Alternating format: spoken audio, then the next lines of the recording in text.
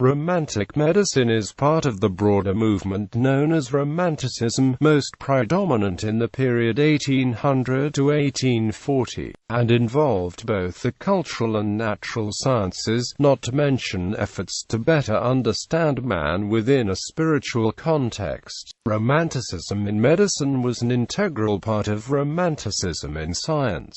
Romantic writers were far better read in medicine than we tend to remember. Byron consulted popular health manuals by Adair and Solomon. Coleridge read deeply in his physician, James Gillman's, library. Percy Shelley ordered Spallanzani's complete works and immersed himself in the vitalist controversy, while Mary Shelley read Gall and Spurzheim, Blake and engraved plates for medical literature published by Joseph Johnson, and Keats, of course, was trained as a physician. The impetus for romantic ideas in medicine came from the Great Britain, and more specifically Scotland. John Hunter, and the idea of life as a principle not reducible to material constructs, and John Brown, founder of the Brunonian system of medicine. The nexus for Romantic medicine was Germany, largely nurtured and guided by German natural scientific inquiries regarding the vital aspects of nature, such as that of Johann Friedrich Blumenbach and his influential ideas regarding a life principle, a formative drive as well as a philosophical tradition that emphasized the dynamic aspects of man and nature, and their essential relationship as part of a unity. German idealism and nature philosophy, all guided by Immanuel Kant's challenge calling for critical inquiry as the basis for science.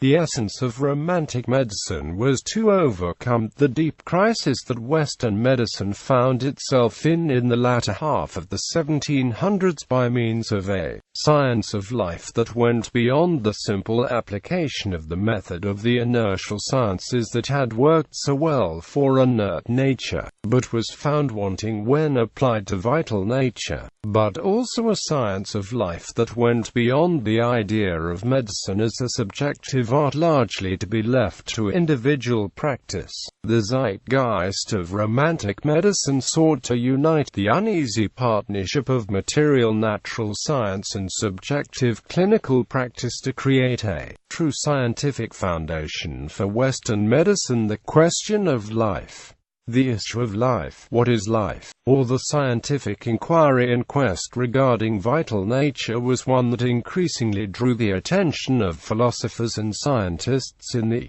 1700s. Following the great advances concerning the laws and principles of inert nature, the Copernican, Galilean and Newtonian revolutions in celestial and earthly mechanics, astronomy and physics, with great confidence and optimism, philosophy and science turned to the mystery of life, or rather, that of health, how to restore and maintain it. Those most immediately drawn to this field were those who had some concern with health issues, physicians in particular. Thus, a natural alliance formed between natural philosophy and science on the one hand and medicine on the other. What they had in common was to advance the discipline of the study of living functions of physiology, irritability, because of the influence of the inertial sciences and the success of the method used to gain knowledge of the laws and principles applying to inert nature. The initial approach was to apply the same method to vital nature. What emerged from this was the extensive study in the first part of the 1700s of irritability, this being based on the central nervous system and involving physical forces such as electricity and magnetism. However, the mechanico-material explanation was not fruitful when it came to actually dealing with life in the case of healthcare practitioners. Albrecht von Haller's irritability hypothesis and its failure adequately to explain the phenomenon of life as well as the waning capacity of the Western mentality to participate living nature that lay at the root of the Hippocratic system of humus, led to a split between those who clung to the ancient tradition, but in name only, and those, largely in the universities, who sought a scientific basis regarding life and medicine. This split led to a widely acknowledged crisis in Western medicine in the latter half of the 1700s.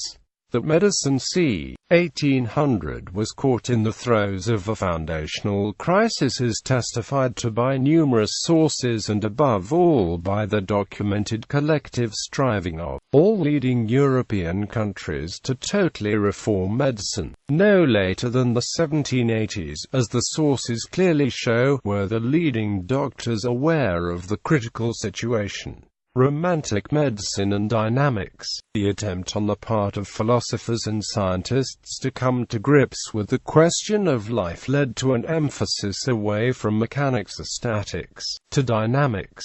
Life was action, living movement, a manifestation of an underlying polarity in nature and the universe. Instead of seeing nature from a one-eyed, colorblind, spectator perspective, what was needed was a perspective that was binocular and participative. Inertial science had advanced in man's understanding of inert nature, our outer form a shell, what Francis Bacon termed natura naturator. However, it was not capable of going beyond this to a more dynamic discernment or apperception of the living inner content of nature, the domain of life, life in general, not just life biological as Samuel Taylor Coleridge, at the philosophic core of the scientific effort to penetrate to natura naturans, put it, asking further, what is not life, based on the understanding of life as a dynamic polarity between powers, forces and energies. As one observer wrote, Die eigentliche Lebenslehre der Romantik habe war, Polarität. But as he promptly adds, sie klingt uns überall und gegen nicht tenure in der Naturphilosophie.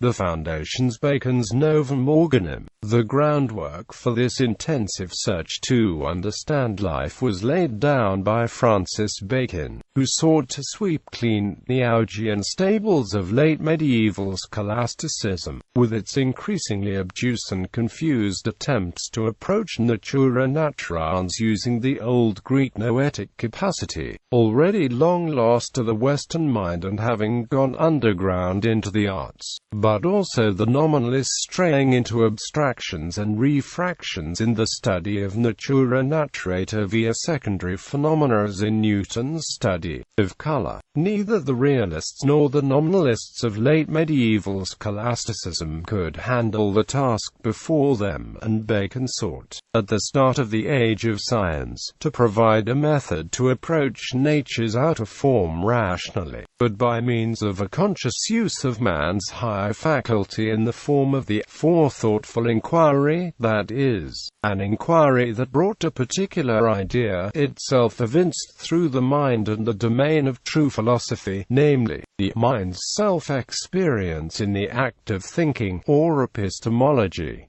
The Baconian approach was further developed by C.S. Peirce, who made a distinction between induction and abduction, the latter being the method of discovering hypotheses, the former that of testing them. Coleridge and the role of philosophy. Bacon's work provided what Coleridge termed method, the derivation of laws or ideas to guide the mind in its observation of nature, out of which emerges understanding and principles. It is also the task of philosophy, as Coleridge emphasized, to settle the nomenclature, as the key to science is terminology where one term is not synonymous with something else, as is the case in demotic language, but instead the term discloses its meaning and increases understanding and knowledge. This was further developed by Heidegger and phenomenology. Greek philosophy later emerged as philology to interpret philosophical works.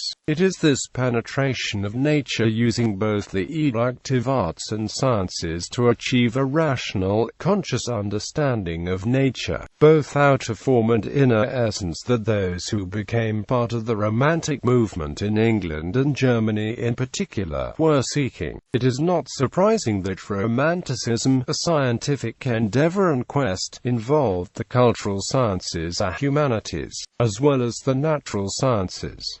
Search for method for vital nature. Romanticism rejected the application of the method that had worked so well for inert nature to the realm of living nature, or life biological. While living organisms contained a degree of a mineral material nature amenable to being approached via the laws of material physics and chemistry, life itself could not thereby be satisfactorily explained. On the one side, the material scientists sought a solution in reducing the non-material or metaphysical to just a manifestation of the material, essentially thereby ignoring that this did not at all account for life. On the other side, a part of the old school, drawing from the Hippocratic humoral theory, sought to emphasize the non-physical or vital aspect of nature, which somehow existed above and outside of nature and directed its activities. The Romantic scientists and philosophers rejected both reductionist mechano-materialism and conflationist mystical idealism. Locke, Fichte and German idealism. Romanticism also involved a fundamental understanding of functional polarities as the basis for an essence of life as idea, law and principle. One of these polarities in cultural history involved the seminal influence of the English genius and the German gestational genius of German language culture. Coleridge mentions this in his essays on method, and the theme is explored in D.E. Faulkner Jones' The English Spirit. The seminal ideas came from Francis Bacon regarding scientific method and from John Locke regarding the ideas of self-consciousness and mind. Locke set up a relationship between mind and outer world wherein the mind is set in motion by objects producing sensations but also has an internal activity of its own that acts on the sensations to create perception and conceptions. For Locke, the activity of mind is paramount, as for Bacon, and it is only through the activity of mind that the outer world can be realized as causative and as actual. Identity for Locke lay in the capacity for the I to unite disparate deeds or actions of nature into a meaningful unity. For Locke, identity of self exists in nothing other than participation in life by means of fluctuating particles of matter rendered meaningful and real by acts of the mind and consciousness. The Romantics, as Locke, refused to accept the view that life is a product of the chance whirlings of unproductive particles. Locke's ideas were taken up by Johann Fichte in Germany and developed into a philosophy of nature and natural science based on mind and consciousness, which he termed Wissenschaftslehre. Fichte, as so many of that time, was also inspired to challenge Kant's views on human freedom and the limits to cognition, and sought this in Locke's emphasis on the mind and consciousness as the pivotal actor and creator of reality. For Fichte, selfhood is an act, not a thing or a substance, and being or identity consists in the acts of mind and self-consciousness, such that being and identity are cooperant. Fichte's work heavily influenced German philosophy and science, leading to a general system of thought known as German idealism, though this idealism would either end paradoxically in accepting the methods of material science for natural science, or in academic and lifeless dialectics that negate life rather than support it and used for political ends.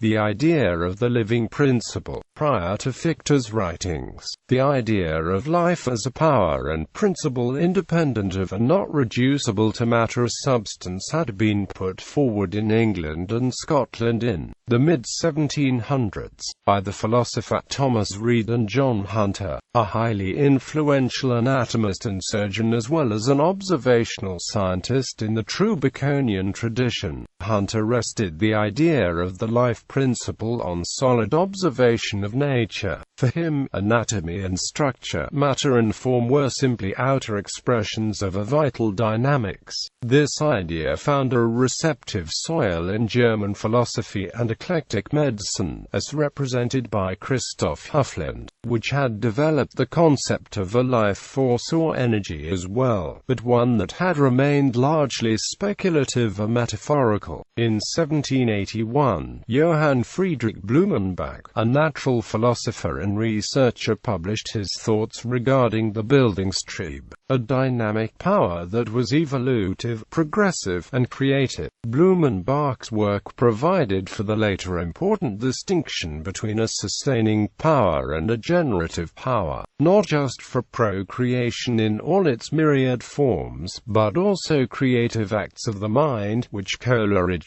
said involved the imagination, both primary involving perception and secondary, the latter leading to apperceptive concepts as a result of conscious acts of the mind. All of this set up a climate for ideas and concepts that went beyond the mechanistic method of inertial science, one that allowed a role for creative actions of the mind as well as reactions to sensations involving objects. Equally, the climate was conducive to considering a dynamic between subject and object, one in which the mind is both receptive and proactive, and also one in which the mind is critical to determining the meaning and reality of any given stimulation from the world outside. Crisis in medicine. By the end of the 1700s, medicine, not only in Germany, but throughout Europe, was in a deep crisis.